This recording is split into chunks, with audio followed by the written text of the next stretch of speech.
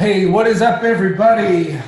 I want to get to know you more. Episode something. I've got here with me a good friend, Gary. Unfortunately, Gary, I need the approved pronunciation of your last name because I've heard it two ways at the Oh, school.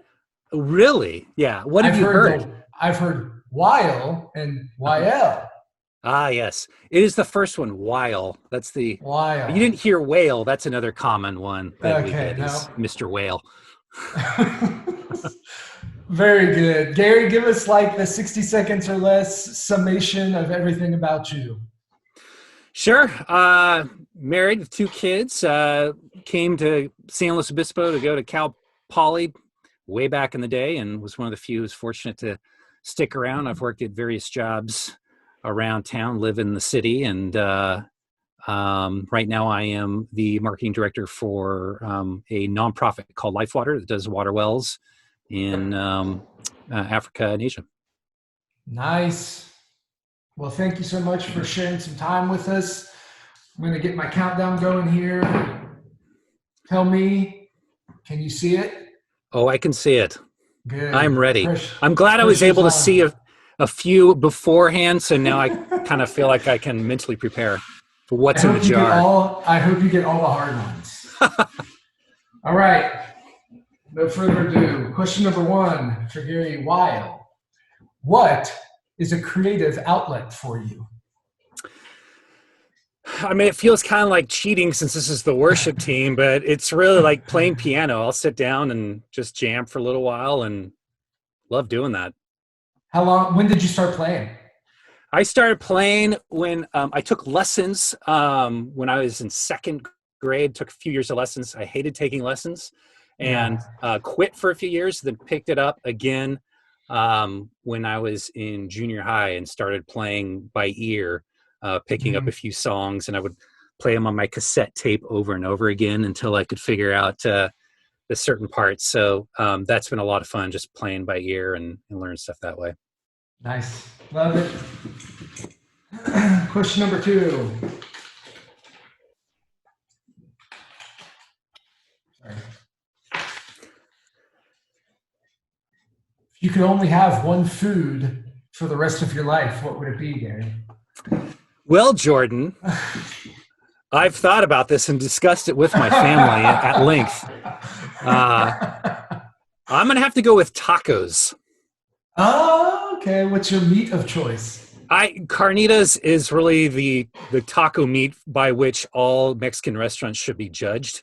Okay. I like a lot of other taco meats, but that's really kind of the go-to is a carnitas taco. I'll make you choose between my two favorites, chorizo or al pastor.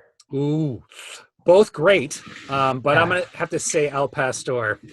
Good choice. I wanted that today, and I denied myself. Next question. This is a softball. What is your favorite TV show? Favorite TV show? I'm going to, let's see. The show I think I'm enjoying right now the most. I mean, I watched Tiger King, but I wouldn't say I enjoyed it. I watched it because it felt like culturally I was responsible to know what it was about. We're watching a comedy show from ABC called Bless This Mess that's really funny. I really prefer comedies. I want to sit down and kind of escape for a little bit and watch something funny. So I like that. We like John Oliver's Last Week Tonight. That's another funny show that we enjoy watching. Very good. I've not heard of the Bless This Mess. Yeah, it's the guy, Dax Shepard, Kristen Bell's husband. He's in it. Oh, he's funny. Yeah. I like him. I like him a lot. Oh, what is something that makes you cry? I think for me, I bottle my emotions. Me too. I'm an Enneagram 9 for those who are into the Enneagram. So our thing is the core emotion for the Enneagram, the 9 is anger, but it's like a distance from the anger. Yeah, disassociated. Yeah, disassociating. So connecting with emotions that maybe cry are difficult for me. But I found what helps me uncork when I need to cry is actually worship music. I'll listen to worship songs, and through kind of that connection, I think that tends to make me cry. Nice. Thank you for letting us into your softer side. There you go. And I got to bring up Enneagram, right? So now. Yeah, I know. Out there. Now I need to do a whole nother series of these all about the Enneagram. What is the worst physical pain you've ever experienced? Man, I mean, if we want to do like real talk, I mean, I have 2 children and I can no longer have children anymore. And I would have to say that experience is probably the worst physical pain. I've not met anyone who's a good salesman of that to me. So I'm still, I guess, up for more children by way of, yeah. Oh, I like this one for you. This could be a good one. What was your first favorite worship song? Favorite? Yeah. I would say the first worship song that I actually learned to play, I know I'm cheating, this isn't the answer you're looking for, but the first worship song I ever played was Lord, I Lift Your Name on High. That was, yeah, that's the one. You came from heaven to earth, right? So yeah, I did that one. That was the first one I ever led for my high school worship team. And but I think, I think one of the earlier ones that I really liked, I'm thinking about high school songs. Yeah. But it was really like I was in high school and sort of before worship music was getting cool. So it was a lot of kind of bad Maranatha stuff back then. So I'll think about them. If something comes to me about what I really liked from then, I'll let you know. Good, because that would be fun. Because it's like, what's the best of the worst? Like in that dry season, what really spoke to Gary? Yeah. Oh, actually, I'll go with this one because this was our closing song for worship sessions in our big high school stuff. It was "We Exalt Thee," which is actually still a pretty good song. Oh, yeah, that's a good song. Yeah. Okay, what's your favorite thing to do when you have a day off?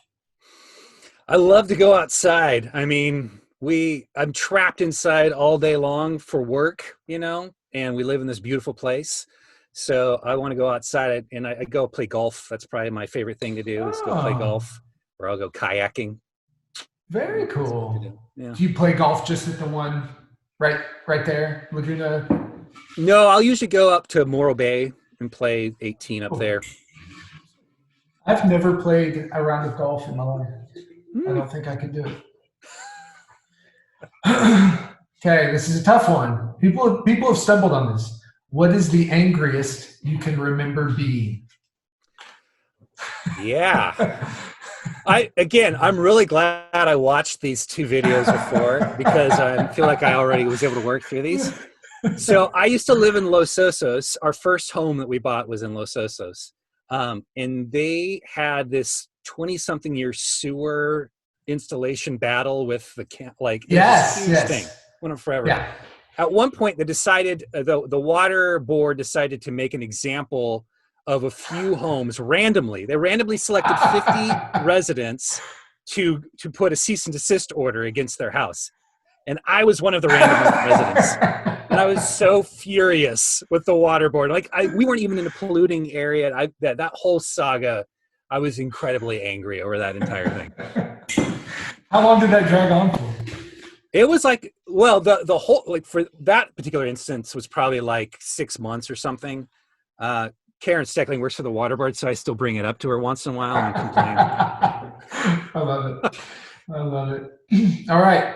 What is one way that you are like one of your parents? My parents are both very different people. I would say, I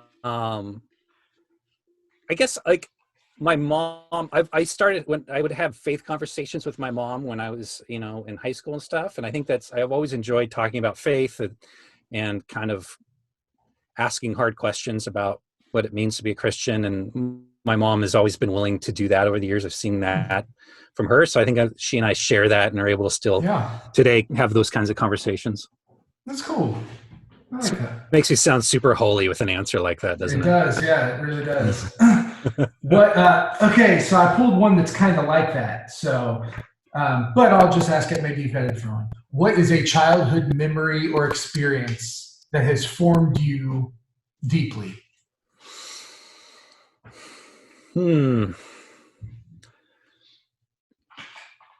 Yeah, I mean, I guess I can just sort of cheat and use that as the parlay into it. I think my mom was always a big influence, I think, in my spiritual life growing up, and she always encouraged me to not be afraid to ask hard questions and that kind of stuff. And so I think just having that foundation was always good, and not feeling like, not being afraid to question things. So now it's like when I hear things from the pulpit, yes, Brent, sometimes I hear things from the pulpit. I'm like, I don't believe that. And I'm okay with that. I'll pass that along. Thank you. Yeah. Okay. Last quick, 8 seconds. What is your current favorite worship song? I'm going to say More to Come by Kristen Stanfill and the Passion Worship Band. Oh, okay. Is that the one that's like, great things you have done? No, it's There's more to come. Yeah, that one. Yes, that's the one. There is more to come. Yeah, I usually have kind of a couple flavors of the week, and I listen to them over and over and over again. And that's one that has been my constant repeat for the last few weeks. He's my never failing go-to guy. He was big, or I guess it was before he got big, when I was in high school, and he was at a conference that we went to when I was in high school. And so he's always been the guy that anytime he's got something, I'm like, I got to listen to it. I got to like it. Totally. He's a great songwriter. He really is. He's doing it all the time too. Awesome. Well, you did it. You survived, and you did very well. Thank you for sharing some of the deeper parts of your soul with us. Glad to do it. Yes, it was good. So everybody else, you're up. You're up. Gary's not afraid. He showed you how it's done. And now between the 3 or 4 people who've gone, you've heard all the questions probably. So it's pretty. I'm trying to think if there are any in there that I haven't pulled yet. But yeah, I hope like the 10th person gets a really bad hard one that just happened to be stuck in the bottom of the jar. So yeah, awesome. Well, Gary, thank you so much for sharing a little time away from work to do this. Appreciate it. See you. Talk to you soon. I want to get